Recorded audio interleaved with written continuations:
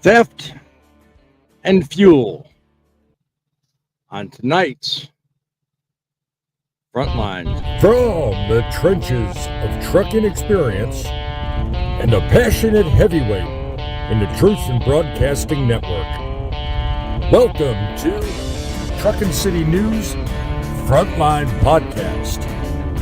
Hosted by the most opinionated broadcaster on YouTube, Boss Man.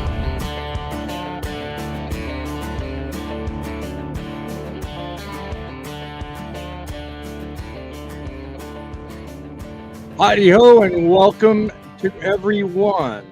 Sorry we're running late. My computer decided last minute I need to do an update. I don't care about you. So unfortunately, here we are. However many minutes late we are. Welcome, one and all. Those watching on Driving with John, those watching on my channel, Truckin City Media, and those looking forward to a grumpy old codger. We are talking again tonight about issues in trucking, issues that the mainstream media will not waste their time on. We provide you with the story, and we also provide you with the ability to debate. You can either prove them wrong or prove me right. Either way, take a moment, become a subscriber, join the fight. We are all about trucking. We are all about making trucking great again. Before we get into tonight's topic and information, I want to just let you guys know I've made many changes to a show you're probably very familiar with. Till now, it's been called Media Matters. I'm rebranding that show, and I'm looking to post daily, and I will be coming back with that shortly after this next coming weekend. So be sure and look for the new show title and the new show. On that, we will not change this show. Frontlines will stay the way it is. Saturday at 11, and of course, Wednesdays at 8. Schedule dependent, of course. I do this in the mobile studio, so a lot of times if I'm a few minutes late, please don't kill me. I also just started Trucking City News on Facebook. I will start streaming this off that Facebook page at the start of the month. Start of June, all these will go from That's Truckin' to Truckin City News. Important thing to know. I will continue streaming with John as well, but I will not put Frontlines on That's Truckin' after June 1st. Just thought I'd warn you in advance so you've got time to kind of change your shortcuts if you need to, however you find us. I've got everything set up. But after June 1st, we will be streaming on Facebook on Truckin City News page. So go look for it, become a follower, find us there. Right now, I'm ready to go, and I'm not going to keep you waiting any longer. Today's first topic of conversation is a rather unique anecdote. A little bit of a reminder, shall we say. It goes like this.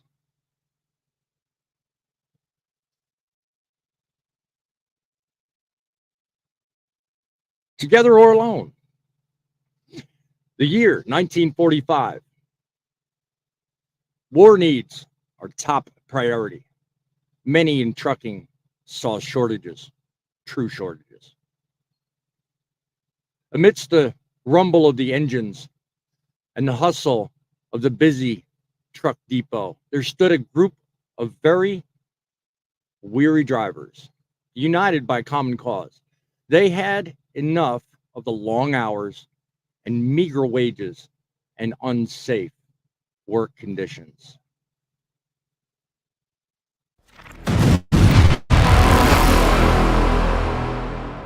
little bit of B-roll to go here. One man, Jack, plumber by day, otherwise a seasoned driver with the heart of gold, decided to take a stand. With the help of his fellow drivers, he reached out to the Teamsters, a powerful union with a reputation for standing up to corporate greed. What followed was a story of determination and resilience. Despite facing much resistance, Jack and his comrades rallied support from drivers from across the city, taking to the picket lines and demanding fair treatment in the workplace. Their efforts soon caught the attention of the media and the public, shining a spotlight on the plight of the truck drivers everywhere. And in the end, their perseverance paid off.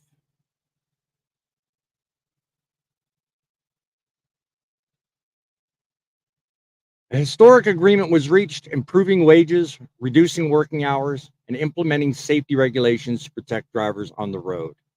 And so, in the annals of trucking history, Jack and his fellow drivers were remembered as champions of justice, proving that when ordinary people come together, they can achieve extraordinary things. This is not the story of unions, mind you, but the beginning story of what would become the Jack of all trades. And now you know the rest of that trucking story. Tried timing the B-roll, but miserable fail. I hope you like the story. And it is but a reminder that voices together get more done than voices alone. Let's bring in our guest. One, of course, you're very familiar with, also streaming on his channel, Mr. Emote Man himself, Driving with John. How are you, my friend? I'm doing very well. How about yourself? Great, great. Glad you could join us tonight, John. How's things in the Driving with John kingdom? Very good. Very warm, I understand. Yeah, but a little steamy here. Yeah. If you start melting, I won't hold it against you. I don't melt. Oh, okay. We'll go on that one later. Let's bring in another guest we have with a common appearance. Looking a little spiffy, I might add, but he's still a grumpy old codger nonetheless. Say hello to the grumpy old trucker. Hello all. Yeah. Looking a little Kojak there, ain't you? Mr. Clean. Mr. Clean. There you go. I'm gonna rename you the grumpy old bald trucker. Yeah, the grumpy old bald guy. Yeah. I see. The war is on. The war is on. We're going to open up the phone lines for the first story coming up tonight. 860-785-3547. 860-785-3547. If you'd like to add to our conversation or just sound off on anything you hear or see, by all means, call us up. Let us know. If you have ideas for any other stories that you think would be a good fit on this channel, by all means, hit us up at thatstruckinnews@outlook.com. Thatstruckinnews@outlook.com. That's our email address. We are not changing that right now because I don't have a domain yet. That is coming soon.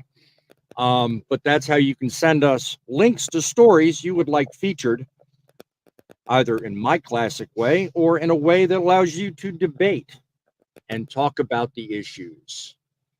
Let's check the comments real quick here and get caught up on this. Living Homesteadish gives you a $4.99 super chat there, John. Everyone's tip your host and become a member like me. Driving with John is awesome, and sub Truck City too. Thank you for that sub. I appreciate that. And John says, I'm sure. Thank you for the super chat. That certainly helps him out. Let me see. Wow. That's you responding. Toga in the audience. Oi, oi. Welcome to you, my friend. You see double streaming. Yes, we do that a lot. And that's basically to benefit multiple audiences. Now, what's better than like one? double dipping? But two. Huh? Is that like double dipping? There you go. There you go. Well, it's just like I highlighted in the story. You know, two heads are better than one, two voices better than one, you know, and so on and so forth. I mean, Well, that all depends on if the louder voice is correct or not. louder voice is correct. Somehow I think you're going somewhere with that, John. Am I supposed to be taken by that? No, that's cool. I like that. No, I think to be more unity. In fact, I just watched a fellow's video. I don't remember his channel, or I'd recommend it. But one of the things, you know, he was complaining about was the fact that everybody's so up in themselves. And I wrote him a comment saying, hey, look, you know, we need to stick together. You know, I mean, it's not like we can protest and do all the, you know, stuff back in the day. We can't. There's too many far too, but you know, we really need to get together on things like what we're talking about tonight, the 3 stories I got highlighted, and other issues. I really think that, you know, that will do our industry a lot of good. From either of you two before I move on? Yeah, I think I just would like to say I agree with you. Supporting each other as truckers would go a long ways, and stop name calling and pointing. And you know, we all do it. Don't get me wrong. Like when we see a trucker do something stupid, we all point and say, "Look, a steering wheel holder, or look, it's this, or look, it's that." But we love, you know, that's no different than when I was growing up. You know, my best friend used to call me derogatory names and punch me in the shoulder, but we were best friends. You know, you got to realize brothers can be like that towards each other, and it's okay. Yeah. To be friends is one thing, but you know, to be critical is something completely different. Trying to make sense out of this. Feels like that for sure. I don't know what he was responding to. Olga says, can we make this an 18+ stream? Because also have some jokes in my pocket. I seriously doubt kids under 18 or those under 18 watch this, simply because I have it set in my settings that I don't have stuff suitable for kids. So I don't think we have that to worry about. As long as you keep it YouTube clean and advertiser friendly clean, I have no problem with it. We could do a different stream some other time with us 3, where we can be more joking around. That's when you want to bring those out, Toga. This is more news centric and more, you know, let's discuss the issues type of thing. Yeah, I don't mind the occasional break the ice thing, because I even do that myself. But you know, it's to your point, John. Yes, I'd rather stick to the news and keep you guys well entertained and informed at the same time. The problem with breaking the ice is you end up falling through. But yeah. Yeah, good point. Good point. Yeah, you better be a great swimmer.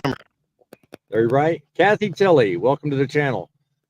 This is almost like sitting at a truck stop roundtable back in the day discussing different topics with trucking.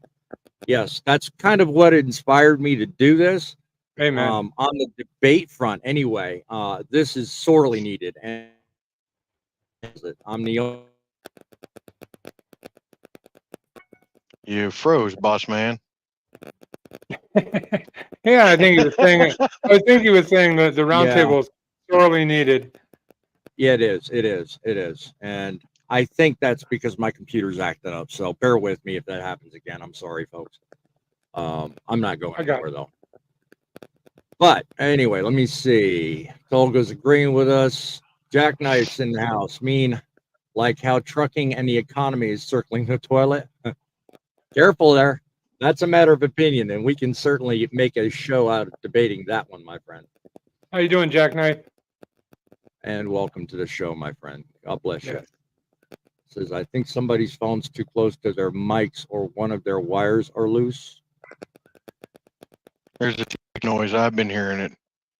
Yeah. I don't have... Hold on a second. Let me check one thing real quick. There, is that better?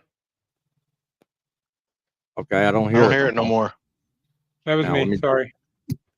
I'm new to doing this on a computer. Oh, is that what you're doing on a computer? Okay. I found the culprit. I had it playing Yeah. on my phone with the volume all the way down so I could watch the comments, but apparently I'm not Okay. allowed to do that, so I won't do that again. Sorry about that. Yeah. No big deal, man. We live and learn. We live and learn. I know how to drive a truck, but these computers confuse the heck out of me. Yeah. Yeah. There you go. We all live and learn. John, Let's and get on the first technology story. doesn't work. Yeah. Sometimes it don't. Let's get on to the first story. First story is cargo thefts. I've got articles again. They are linked in the description, so by all means look them up if you don't feel like you're getting enough from me personally. But I've got stuff highlighted here. Today we're talking about the concerning trend that's been on the rise: cargo thefts. Cargo thefts in trucking have surged recently, since the beginning of the year, at a rate of almost 46%. That's just in the first quarter. All right. Criminal activities, including elaborate fraud and identity theft, are on the rise, impacting logistics and transportation. The average stolen shipment was over $281,000 in total, nearly $76 million in declared value just since the start of the year. States like California, Illinois, Texas saw significant spikes. Small appliances, liquor, energy drinks, and copper were the things put in this article. Told, be careful. When you have those shipments, you definitely need to make arrangements and make sure that you have secured load and that you're not subject to theft. All right. Now, looking forward, again, I'm going to bring my guest back up. I'm going to just bounce out a couple of questions and talk generally about this topic. Looking forward, what can we do as a means to protect ourselves and also anticipate stuff like this going on? I mean, we already know about some of the hot spots. At least where I used to live, big hot spots were Memphis, Tennessee, some parts of Nashville. You know, you don't want to do your overnight breaks there, or if you pick up close, you don't want to stick around. And a lot of shippers have policies that say you have to drive at least 4 hours away. So, John, I mean, I don't know how your company is, but in terms of being prepared and thinking ahead, what type of measures do they take in terms of trying to eliminate the possibilities of theft? Well, it depends on the load. If it's a high value load, you're actually supposed to drive like a certain number of miles after you pick up the load. Because most people telling you aren't going to drive, 200-300 miles before they do something. So if you can stay on the highway and stay moving for 200-300 miles, usually that's one way that they deter. Just good insurance, and stay, if anything ever seen suspect, 911 immediately. Stay off of back roads, stay out of situations where you can be cornered. Honestly, it's just use common sense when you're out there, pretty much. Yeah, pretty much. Yeah, makes sense to me. I agree with you there. Jackknife or Joseph Terrell, another new face in the channel here, sniffing a witch broomstick after a long hot trip. I don't know what he's saying about that, but you're welcome to the channel. Something about Trump will stop this. If he gets there, he probably could. I see we have a Trump supporter. Jackknife says shared. I don't know. Truckin City. Somebody. Oh, when you put up a response in StreamYard, it comes out on all three. I noticed that. Same thing with me when I do that too, because I just happen to notice I typed something. I'm like, no, I did not. No, I know who did. Shame on you. Sorry. No. What are your thoughts, Frank? Any companies that you've worked with in the past? I know you're between companies, but what sort of things do come to mind with you in terms of anticipating problems and actually nipping it in the bud before it happens? Most companies that I've worked for that require us when we're hauling high value loads, usually we end up having to run at least 200 miles before we can stop anywhere. And then once we ran that 200 miles, they want to make sure that we don't communicate anything over a CB radio for sure, what we're hauling. They want to make sure they don't communicate anything really to any of your friends or family over a phone. They want to make sure you're keeping an eye on your mirrors, make sure you're not being followed by suspicious vehicles. Mhm. They want to make sure that when you do stop for the night somewhere, that you're in a good, secure, safe location. If there seems to be a way you can back up to a place where the door can't be open, do so. Yeah. If not, back up to another person that has a trailer that you can butt up against them where they can't get the doors open. There's several things, but by all means, one of the biggest things is buy a good securement lock for your trailer if your company doesn't provide it. I have a very thick master lock. I mean, this thing is, barely fits through the hole in the hasp of the door. So A, I use that. And B, my big thing is I generally try not to stay at truck stops. Like right now I have to because I got a cut tire on the truck. So I have to get the tire fixed. But I'm backed up against the guy behind me. So I'm in reserved and we're backed up, side to side. Nobody can open either trailer. So, to your point, Frank, that's a good thing. How good or often do you think, and this one's to you, John, and in the audience, comment down below if you have an answer to this. John, what do you think is the routine, and do you think enough companies offer specific training about prevention and theft? Because I know mine does, and I don't know specifically about yours, but when you're thinking industry wide, you think maybe this is something we need to step up and maybe get a bigger handle on? Maybe. I went through probably 3 or 4 different orientations since I started trucking, and every single one of them pretty much say the same thing. Something along the lines: don't fight back, don't give them what they want, stay in your truck, call the cops. Like, Yeah. they don't really tell you the common sense things I was just saying. Right. The company I work for now did go a little bit further because the type of freight we haul is a little bit more. Sorry, I am outside, like I said. That's fine. Somebody's got a really revvy car there. So they did tell us that we should drive a certain number of miles after we pick up a load, but other companies I've been with haven't done that. They've just basically said, stay in your truck, let them take whatever they want to take, call 911. So yeah.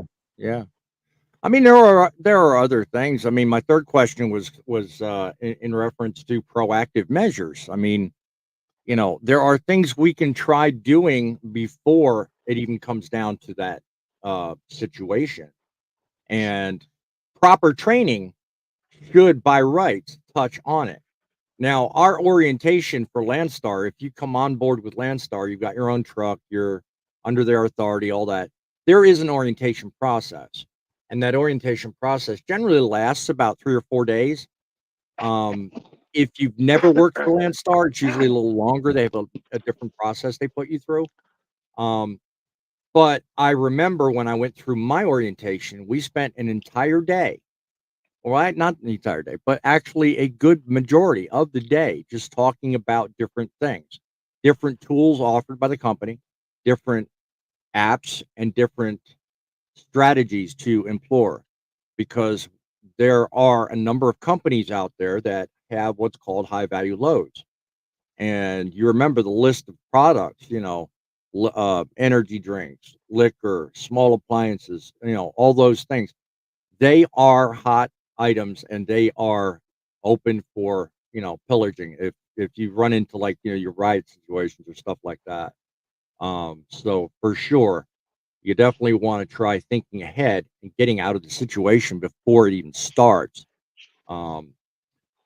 Frank, have you noticed anything in terms of that? Any companies you've worked for kind of slack on the training or offered more? What are your thoughts on that? Training's important. Most of the orientations that I've went through, they talk very little about it unless they do haul a lot of high value cargo. So, it's not a big subject. Yes, we do haul it. And it's been a couple of companies back that was the last one I actually hauled that was high value. And they really didn't touch much on it except for basically what I said. Yeah. Okay. All right. Trying to figure out, don't know what else this Toga says. Trying to figure out the general clash at first. To figure it out again. I don't. Either you two know what that means. Okay, that's all I can say. I just said, let us know your thoughts. Maybe that's what he's saying. Something Oh, along those lines. But you don't okay. have to be a truck driver, because I know Toga's not a truck driver and he's very loyal to watching our channels. And I Mhm. really do appreciate that. You don't have to be a truck No driver to problem. weigh in, guys. If you Yeah. think you have a suggestion on how to protect cargo, how to prevent theft, or Mhm. a story about where something happened to you, share it in the comments, guys. We'd really Yep. appreciate it. Yeah. I mean, if you've seen the description, you already pretty much have an idea what the next two stories are going to be on. They're kind of different than the theft. I mean, to me, they're more important, but I step up. I step up with each story, and the best is usually last. So, but speaking of which, let's get on to our next topic. Our next. Oops, wait a minute. I need to switch slides. Too many regulations. Damn, skip. There's too many regulations. We have way too many. Senate Republicans recently challenged the EPA and their latest mandates, including emission standards for both light vehicles and heavy-duty trucks. During a hearing, Senator Cynthia Loomis expressed disappointment with the EPA's approach, arguing that the regulations could lead to increased cost and scarcity for hardworking American families. Republicans are pushing back against these regulations, citing concerns about technological limitations, lack of infrastructure, and the impracticality of electric vehicles, particularly in rural areas like Wyoming. Senator Markwayne Mullen, if I'm reading it right, also criticized EPA's diesel exhaust fluid regulations, highlighting concerns about fuel efficiency and environmental. Well, before I even go further, what is your say so on that topic, my friend? John, you have said a lot, a big mouthful in the past about this. What are your thoughts about A, regulations, and B, this whole infrastructure issue we're talking about? Well, I have a lot to talk about regulations. I'm not a big fan of most regulations. I believe that if we were Go hiring ahead. more responsibly and training properly, the regulations wouldn't even really need to be there, and I don't think they help anyway. But they do overregulate the trucking industry. I want to mention Toga said, despite the fact that I have a bachelor's degree in logistics management. Oh, see, I thought he was some billionaire trader online. I didn't know that. Yeah, he can Um, offer a lot. He can offer a lot, yeah, no brother. kidding. Yeah, Wow. I mean, there's a lot of insight in logistics management that Dude goes is to flexing. Dude is that flexing in the goes comment section. to I'm just saying. very yeah. So, So definitely keep watching and keep commenting. We will yeah, certainly value definitely. your. I would say, as regulations go, yeah, and they keep adding more and more and more, speed limiters and different EPA, different regulations. And Yeah. what it's gonna do is it's gonna regulate us out of business. Honestly, that's what it's gonna do. It's gonna make it What are your, impossible for the small business truck driver to be able to conduct business, because to keep up with those regulations would be too costly. And what are that your might even thoughts? be the motive. Yeah, what are your thoughts specifically on the push toward electric vehicles when other avenues have yet even been explored? Think about that for a minute. What are your thoughts there? I What's my mean, thought on we're hell what? bent on getting these electric vehicles out. I mean, and no one's looked at anything else. Oh, there actually are other options out there, which we'll go into in a little bit. I'm pretty sure, but Yeah. I will say that if you're pushing a technology that we don't have yet, there's nothing wrong with pushing it, but to make it law that, or make it strongly suggested that it needs to happen by a certain time, is just Mhm. foolishness. I think it I was think California. personally, I think personally, the Biden timeline is too unrealistic. And I really do think that besides the senators and the hearings that they're having, I really do think that more people in the industry need to speak up and need to make their voices heard. See, that's kind of what goes hard and hand in hand with the Together and Alone story at the start of this show. We need to actually unite with a purpose, and that purpose being make it known the timeline Biden and his crew or cronies, however you want to put it, have set is way too fast. We, just like John said a minute ago, we don't have everything figured out. We don't have the resources, we don't have the time, and we certainly do not have anywhere near the infrastructure or the money to invest fast enough to get us set up to be all electric. So we're going to talk a minute about alternatives and other ways around it. Well, the But funny, until we get, go ahead.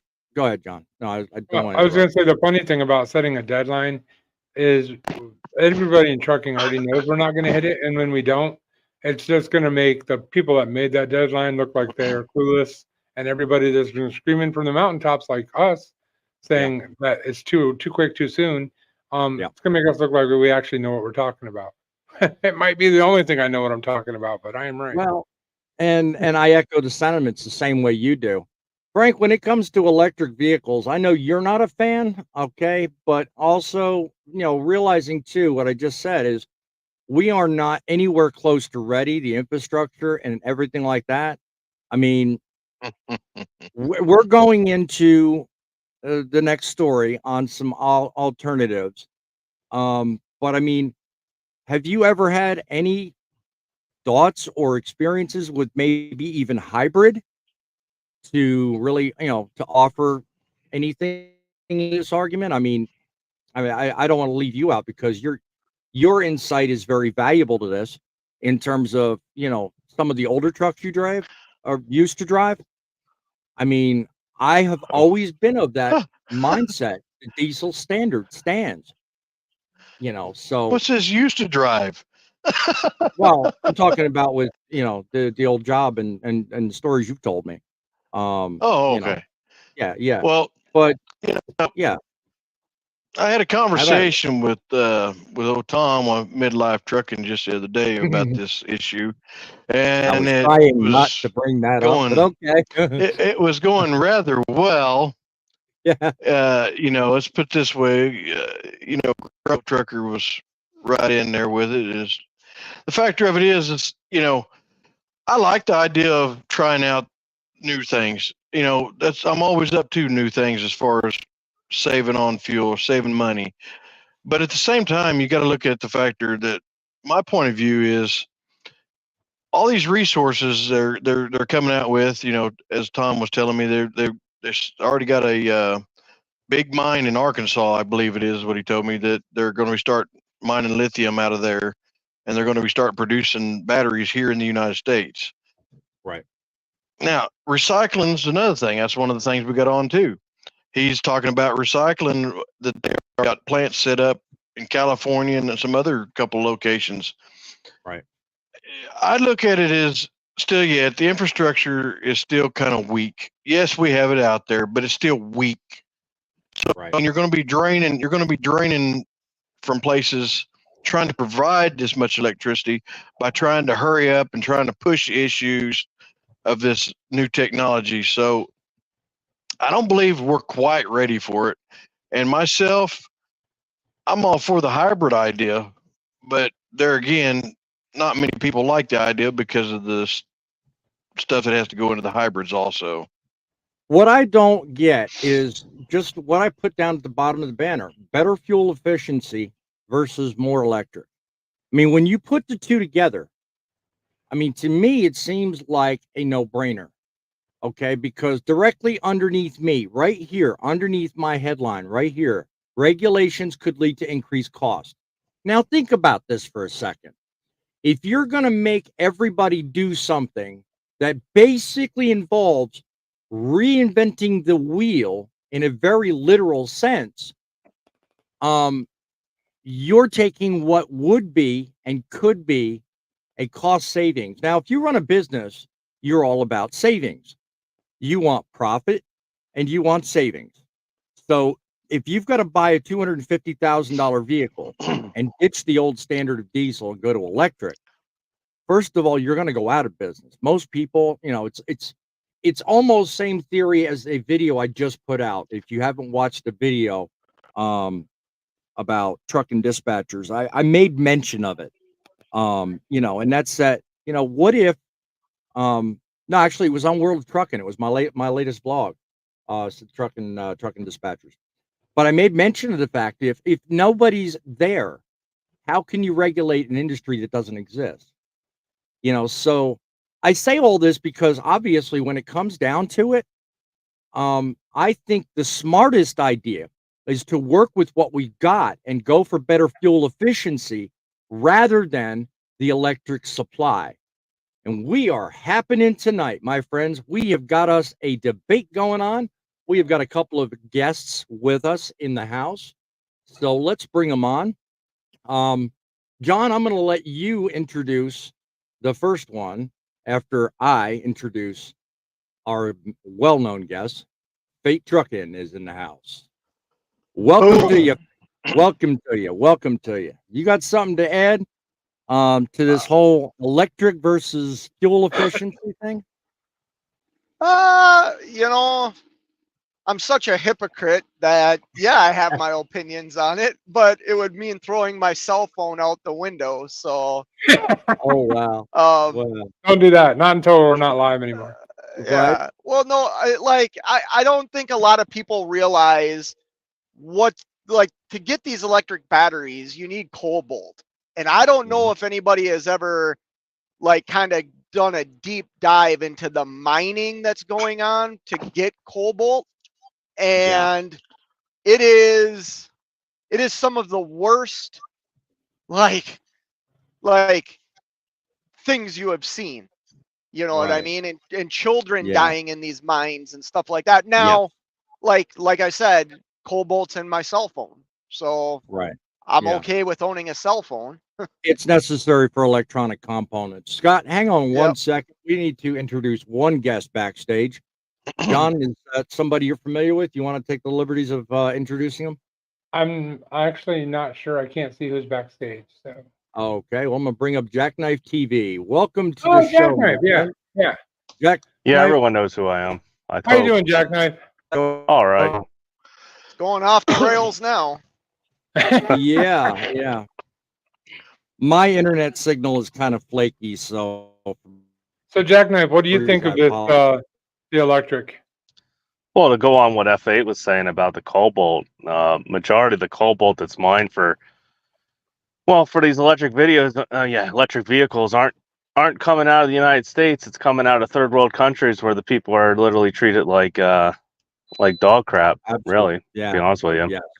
Yeah. It's the old saying, not in my backyard. It's just like the windmills. You go up to upstate New York and everything. There's certain spots where the windmills would work, but they're not put in because there's certain people that live in those areas that don't want them, and they're not they're not your everyday people. They're your senators, your governors, and your rich. They can push. Yeah, they got the money. They got the money, and they got the clout. Yep. Yeah. So in terms of our argument again with the regulations, which is what this particular story is, how do you think these regulations will affect our industry in terms of being affordable and available, in terms of trucks, the inventory? Right now, something we can work with. So, Fate Truckin, I'll go to you first. I mean, if you have the choice between what you currently work with, 50 mortgage your house or whatever, because I heard you talking today on your live about money. What are you going to do? I mean, obviously, it's a no-brainer, right? I mean, but the regulations are what they are. By 2030, we're going to have to start doing this. What are your thoughts? I think that's a bunch of hogwash, for one. We don't have the infrastructure to handle that amount of capacity of electric semi-trucks. And two, I'll go buy a boat, and instead of living in a van down by the river, I'll live in a van, or I'll live in a boat on the river. Can I play devil's advocate a little bit? Because I love to do that. Go ahead, John. You love doing that. So, not that I disagree with you. I actually agree with you. But if you put charging stations at every shipper and every receiver, the infrastructure no longer really becomes an issue. It's more Certainly does. It's more the vehicle itself that's the issue. Well, no, the infrastructure is the issue because the power grid can't handle it. Can You I can't chime in real have- quick? Yeah, go ahead. Go ahead, Jack. Now. All right, so I'll give an example. So you know how you know how GM came out with the new Hummer, the electric Hummer? No, but that's Right. ridiculous. Well, anyway, they They came did. out with the electric did. Hummer, and I forget how many megawatts the battery consumes for power or whatnot. It's something phenomenal. I would say it's probably on this. It's probably the same par as what a semi truck would possibly use, or maybe double or triple what a semi truck would use. I think And I think the max time frame they got on that thing was 8 hours. I don't know about the range, but I don't think it's anywhere near a semi truck. well, anywho, the Chevy dealership down around by where I live ended up actually offering a few of these Hummers, and the big problem is they can't charge it. All right, they No. literally have like a main thoroughfare through the back of the dealership that's pretty much line power, actual towers that go by, and they can't tap into those. No. They actually had to add diesel generators to charge these Hummers. So yeah. Now So think about that. Think about that for just a sec. Think about that. They're trying to get away from fossil fuels. So what do? Charge your electric truck using a diesel generator. yeah, they actually installed like a Caterpillar. I don't know what it was, but it was like at least like a 2,800 megawatt or something generator, a big generator in the back of the dealership, and they run the wires from the back to the front, so you don't know it's there, and they charge the Hummers in the front. Yeah. You can always tell. Toga has a great comment. The next one that's coming up. You can always tell when our government actually believes in what they believe in because they don't put their money where their mouth is. Well, they should just let private. You're not going to see an e-Hummer in a battlefield anytime soon. No, for sure. You won't.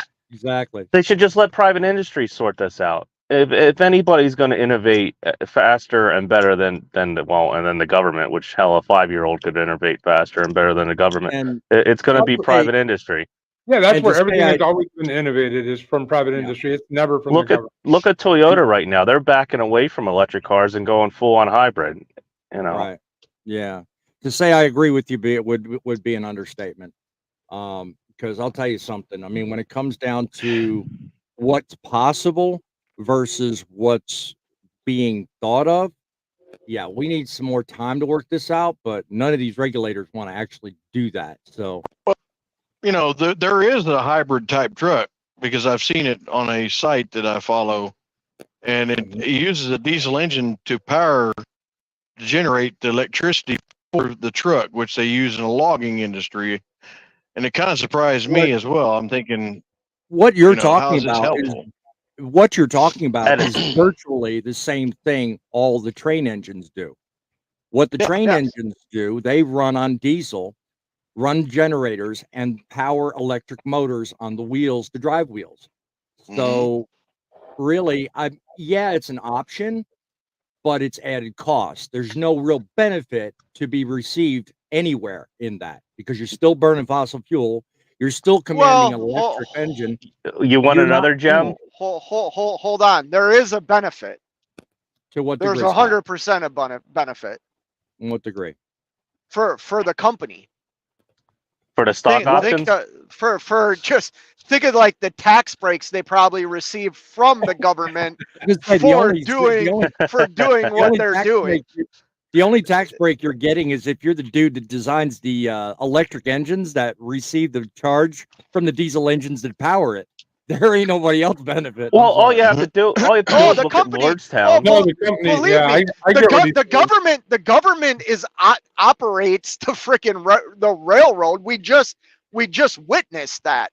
So if Burlington Northern or whatever decides to buy these locomotives, you better believe they're getting something in return. Otherwise, they wouldn't do it. I mean, they're smart. They're smart enough to know it doesn't make sense. To go back to the electric engine there, you know how they're charging these electric engines too? How's that doing that?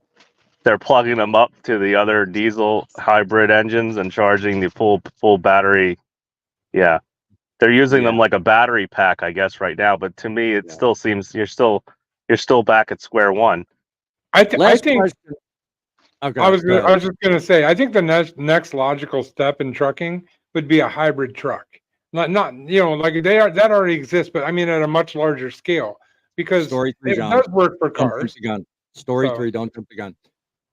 Any last thoughts? And I'm gonna leave it with this, because given what we've seen, both in terms of regulations and what's coming, how do you guys think, if nothing changes, the industry fares? Do you think that currently, the way things are running now, the industry suffers, or do you think that it's going to improve in any way, shape, or form? What say you, grumpy old trucker?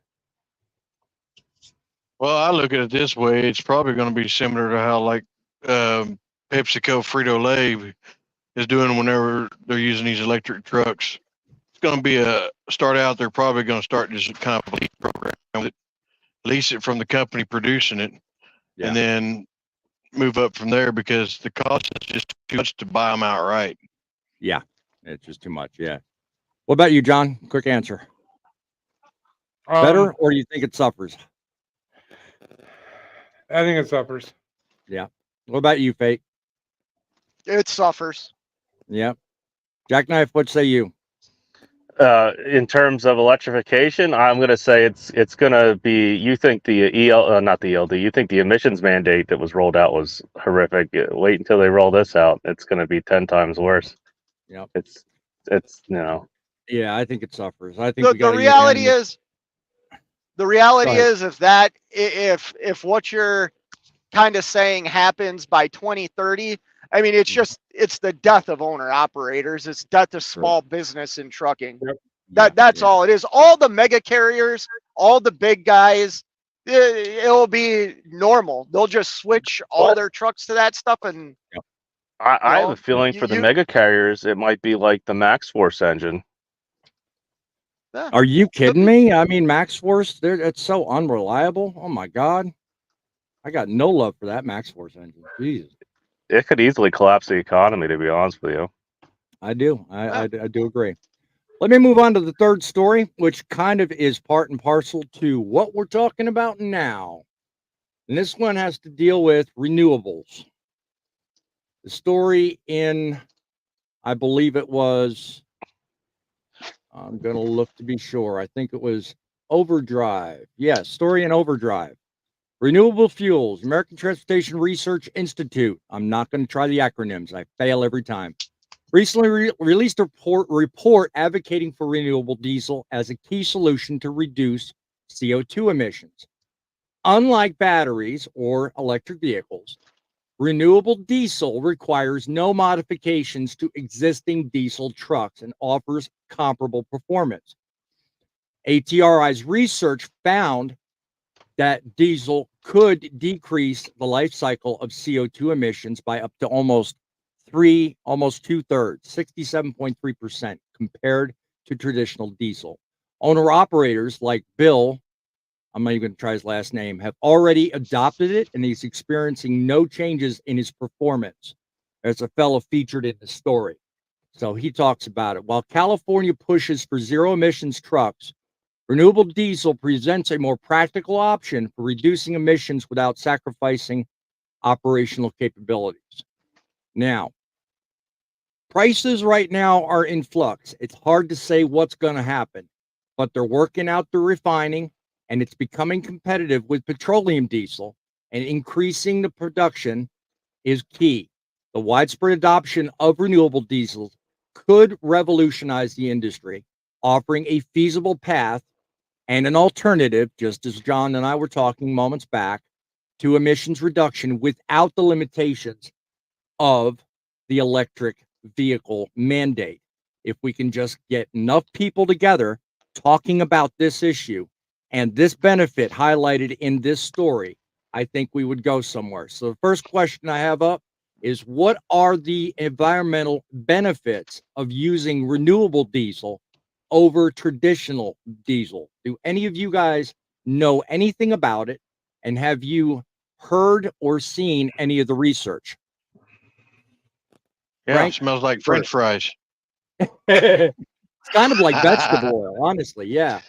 I will what I'm say saying. honestly, I have zero knowledge on this, but Yeah. from reading that story, they very carefully, artistically put certain words in certain places on purpose. When you read an article, I don't always read an article the way it reads. I always read what could they say or what they didn't say. 1 second. Are you talking about the overdrive story, which I'm assuming you've already read, or are you talking about what I just the one that you're just talking about now? So the one that you're talking about now, they kept talking about it hasn't affected performance, hasn't affected performance, hasn't. So in other words, they're getting the same amount of horsepower. But my question is, how many miles per gallon? How many times are they filling up? And is that fuel going to be any cheaper? Heck no. From what I've seen and what I read in the article, there was no decrease in mileage or in overall performance. Now, nothing was specified. Well, that can't be true. That can't be true. That can't be true. Well, and That why do you can't be say that, true. Ray? Well, It's- besides because it's- besides the because it- fact. Go on, Fate go on, first. Fate. Hang on, papers. Why do you say that, Scott? Can you hear me? Yeah, Yeah, yeah, go. yeah. I can hear you. Yeah, go ahead. Why you say that? Anytime you are refining something more, you're adding more chemicals to it. The chemicals are going to burn hotter. It's just like E85, less ethanol in a gasoline engine. You get you're going to get about ethanol. No, but you're talking about petroleum freaking diesel fuel. Look at like biodiesel, right? Like has anybody bought fuel from Quick Trip with a K and experienced decrease in fuel economy? I have. What they're talking Because about is a different grade. What they're talking about is they clearly made mention of the fact, Fate, that there's a biodiesel, but then there's also this renewable diesel that they're coming up with. So I'm guessing which there's has to two have different products. additives in it. It so has they're to. Well, so they have they're to have saying it's additives to petroleum products too. So they're Jack, saying they're saying it's comparable to a biodiesel, not comparable to regular diesel. exactly, yes, comparable to bio. Yeah, it's not. Yeah. It's not. Again, read It's between an the lines. alternative. It's an alternative to petroleum products, but not a. Yeah, it's comparable. Yeah. I guess So- my only question would be, obviously I'm not an engineer, but they're engineering it to work in like my regular diesel motor then, Yeah. which I would still think it would have to burn hot, which means you're going to get less fuel economy. Well, then you may have to change possibly the kind of oil you run through. I mean, I don't know how many people run synthetic versus non-synthetic. So, I mean, if it's a question of running hotter, I mean, who knows until they finalize this whole thing. But the idea I was getting from the article when I read it and summarized it is that it is comparable to bio, but an alternative to petroleum. And mind you, the core thing they're looking at is the byproduct of the burn afterwards. Because right now you got to put DEF in there.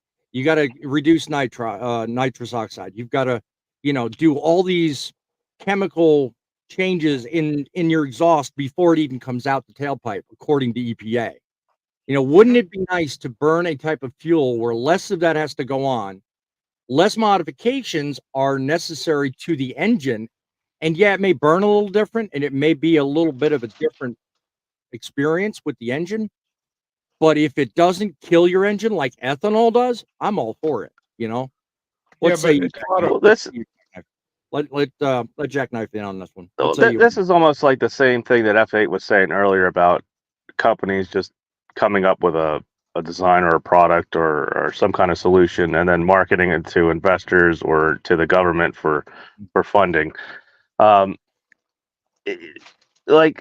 You're only going to get in the same amount of energy that you put into a product as the same amount of energy you're going to get out. So if at the end, if it still somehow pollutes, you think the EPA, do you think that the carb or whatnot are still going to improve the product? Right. They would rather not have any emissions at all, whatever that means to Yeah. them. Because technically, if Well- you're digging up cobalt and everything else and lithium, you're basically just moving your carbon footprint, that they call it, from one, from the front room to the back room. That's all they're really Pretty much, doing. yeah. Because All that currently really what they're matters trying is to where do the is money's regulate coming it so that you have to receive the byproduct long after it's already. They're going to have to burn coal, they're going to have to burn diesel, and they're going to have to generate the electric power somehow.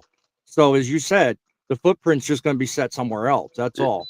Because either way, even doing biodiesel, there's certain manufacturing processes that are involved, certain chemicals that are, you just don't. They aren't talking about that manufacturing process or those chemicals. Right okay, now. they're still, and not only that, it also puts a huge strain on the farming community. Not the farming community, but I guess you want to say the farming markets per se. Because now what you'll do is you'll have all the farmers switch over to corn. Or I don't know. I guess algae. They might be using algae or whatnot for some of this There's renewable different diesel ways or of making whatnot. it. Yeah. And I don't think it's strictly now you're changing another market. Yeah, and it's going to cause other problems down the road and everything else. It's like this. It's like if we all got together and we just decided, we say, add water to your diesel. All right, which we all know. We all know that don't work. But if we could freaking get away with BS and everyone for a year about adding water to your diesel and get contracts from the government and investors, we could easily walk out of this. Even after it fails, after a year or two, we could easily walk out with, I don't know, a cool 50 million a piece or 150 million a piece or whatever. It's the same. It's the same. But look at Lordstown, the racket that went on with Lordstown for how long? Oh yeah. Oh yeah. And they're still going through that. That stuff hadn't ended yet either. It's the same thing with this so-called biodiesel. They're just moving the pollutants to a different spot of the manufacturing process. Yeah. So in terms of, go ahead, Frank. Just don't hate on young blood. One of the things I'm seeing here, and I understand all of this nice technology coming up with moving on with the cleaner and beautifuler, America.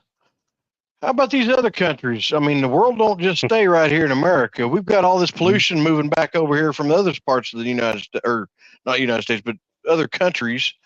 Yeah. And they don't have all these EPA mandates and all that crap over there. So their air is coming right back. It's just going in a big circle around and around and around. The only thing that's going to help anything is more trees and, less stuff that's going to make it worse. But tearing down our trees and stuff is what's causing most of this pollution. Yeah. I'm not a tree hugger, I'm just saying. You can't make money off of that though. You can't go into the CCP's pockets and pull money from there for that. I just want to understand this. So what you're saying, Bill Trucker, is that we all share the same air. We don't have our own air here in America it combines with other countries. Yeah, I think that's what I'm trying to get at. So let me say something here. This isn't playing devil's advocate. This is kind of like what I talked about in my live. And by no means am I suggesting that we do everything. Now I'm probably a little bit more left leaning than most people on this panel. And I love the outdoors. I used to hunt. I'm big into fishing. So conservation and stuff like that is important to me. I don't think it's a problem when a country says we want to do better. They're looking in the mirror and pointing a finger back at themselves. We can't worry about what India, what China, what these other countries do. I think if we're trying to make, we can't hold a finger up to them because they've got a completely different circumstance than we do.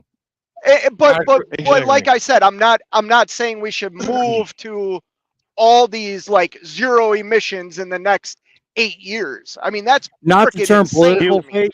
You would kill millions. You would kill millions if they did that in those third world countries. Not to turn this conversation political fate, but when I heard about everybody raising such a stink about the Paris Accord, my first thought was just what you're talking about right now. I mean, how is it we have to hold up everybody else's standards and accountabilities when we can hardly manage our own, much less, China, Indonesia, Malaysia, Nigeria, and all these other countries that are part of this global thing. Wait a minute, let's focus on us. Let's let them focus on them. Let's focus on us. And Well, personally, I think we're taking on too much. We have been for too long, and this is the result. This is what's come from it. well, yeah, we're not getting political, but No, that we had a president when he left office say the exact things that have happened. The reason we stick our nose in everything is because of the military industrial complex. We turn the machine on and we're never going to turn it off. We didn't expect other countries, other bigger countries, to kind of take footnotes of what we did and now have implemented it into their like economy. You know what I mean? I'm talking about China, of course. Well, you can talk about China and Russia, but I mean that's why we get involved into things. I mean, it generates wealth. I mean, let's be honest. It generates, and that right there is 99% of the entire argument in of itself. So, I mean, that's the whole reason why all of these innovations and all of these technological advances are being made in the first place. It's making someone money, but when it comes to trucking, it's costing us dearly. So that's kind of one of the reasons why I started to show off with the story I did, because you know what? Some point the industry itself has to say, whoa, enough's enough, man. We can't keep going like this. We need a break. We need a standard by which to stay with. Otherwise, we won't have enough. Well, let's put our money where our mouth is. I mean, honestly, if the biggest worry is the environment or whatever we're discussing right now, then why aren't we looking more into hybrids for semis? Why aren't more trucks using the natural gas trucks like UPS does? Why aren't we investing more in that kind of stuff first? And hopefully it'll lead us somewhere else. But put your money where your mouth is. Stop trying to put the cart before the horse. I totally agree with you, John. Yeah, this whole electrification thing is exactly just in that arena. It's somebody put their money there, and we need other options, because obviously from everything I've seen and we just talked about here, it's going to take way too long, and I think there will be far too negative an impact on this industry just trying to do that. So what you say is right. They need to put their money where their mouth is. Start looking at options and start looking at ways to do it that make sense. It's those solutions are already out there, though. That hybrid, the natural gas and whatnot. Not on the mass market. Well, it's out there, but the problem is you can't start a new company that's already in a market that's already tight like that. That's already has competition. So you come up with a new idea, you throw the new idea out there, you get tons of investors, you get the government on board, and hey, if it works, it works. If it doesn't, you still come out of it a multi-million or billionaire. Yep. Well, I mean, look at the gas. There's nobody holding anybody accountable. Like, look at Nikola. Nikola's still technically got. I mean, he's gonna get a slap on the wrist and spend time in white collar prison for a little bit, and he'll be out. Right. Same thing with SBF. Yep. Same thing. Yep. All right, let's go around the table. He'll still be a multi-millionaire. Yeah. Let's go around the table. Any last thoughts? Renewable diesel time. Frank, what do you think? Well, like said, renewable diesel, I mean, we got that already in the works as it is, because we've been using biodiesel, which is very similar. Yeah. I mean, it's just a factor of like a video I just watched the other day. We can take all of the old plastics, and you can recycle just plastics themselves and turn back into fuels for cars and for trucks and all that. So, I mean, It's just a factor of it is instead of our government spending all these billions of dollars on silly things, Right. if they're really that big into it, send the money to people here in the United States, get the technology going more, and get it going to where it's worth having if they're wanting it so badly, because they're the ones pushing the issue. Right. Oh. Exactly. John, no, wait a minute. I'll get to you in a second. Jackknife, you got any last thoughts on that? Well, it's definitely a more straightforward approach, I guess. It's not going to, entail a major, how can you put it, a major strain on the economy to switch over to biodiesel or per se, or this new form of biodiesel. We already have the infrastructure in place and everything. It's the real big thing is we're getting it past, CARB and the EPA, and whether or not they'll even listen to that approach, which they probably won't. Yeah. There's too much money involved. Fate, what say you? We need more time. Do you think the money's too deep? What do you think? Well, I really kind of agree with what Jackknife just said and Grumpy Old Trucker, but I want to be clear here. The government has put their money where their mouth is. Oh yeah. When it comes to electrification of these vehicles, Tesla, who this is such a crazy world we live in, doesn't get invited to like the EV summits at the White House, but our government has given Tesla more money than like any other company. Yeah, so the government has kind of put their money where their mouth is. They've invested their money in Tesla to develop what they want. Yeah, but you also have to remember he's also got that darn Starship crap going on, so their money's being split between two things. That's actually a complete separate entity. That's almost been bankrupt multiple times, and that's not money. It's still money though. But it's not. It's not technically government grants. I'm just still innovation. So it is indeed. It's I miss the days when I could climb into a truck and smell the diesel burning and grab my 13-speed or 18-speed truck. Exactly. The thing is this industry is all about change and innovation, and we either adapt or we die. Like it's that simple. Or both. Pretty much. Yeah. Or we're both, as he says. John, last thoughts? Yes.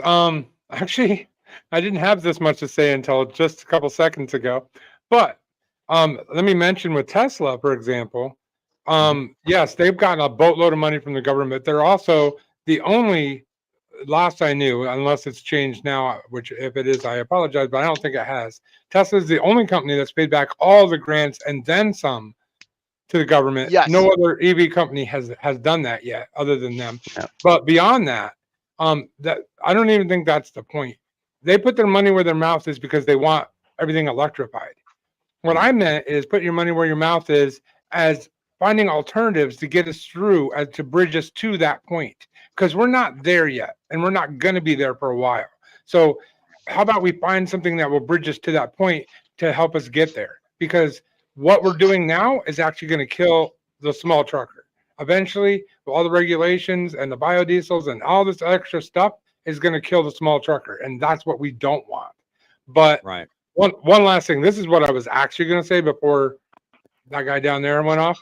So I'm actually not even going to talk about the biodiesels. When you guys are watching the propaganda machine that is our government and our media and everything that's on all the different social medias, they're pushing an agenda.